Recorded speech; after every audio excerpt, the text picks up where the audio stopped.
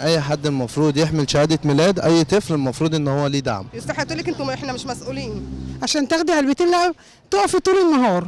هموت الواد عشان خاطر الصحه. مره واحده اتعطفوا واتكرموا بعد زعيق وخناق وكل حاجه. ادوني علبتين اللبن وعلبتين مش 4. المفروض باخد 4 علب وادوني علبتين. الولد يعني هو عنده 3 شهور وامه جاي لها فيروس، فمش راضيين يدوني بقى اكتر من 2، وانا بدب مشوار عشان اجي اخد له اللبن وكده. لازم الام يكون ميته ياخدوا الواحده يكشفوا عليها، يفعصوا في صدرها ويدخلوها على كذا دكتور يشوفوها يا بترضع يا ما بترضعش.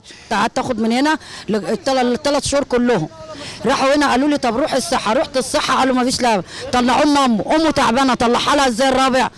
نزلت تحت خدت الشهاده قالت لي لا لغايه 6 شهور بس، اوكله ايه بعد ال6 شهور؟ سبب المشكله ان هم عايزين يحولوا اللبن الصحه، ان هنا في مشاكل، ان في سوق سودا، في ناس بتصرف لبن مش من حقها. هنا رقم 2 بيدونا العلبه ب 18، قدام العلبه ب 3 جنيه، ورقم 1 ب 55 جنيه في الصيدليه. بيتاجروا في لبن العيال، بياخدوا اللبن يبيعوه لاصحابهم.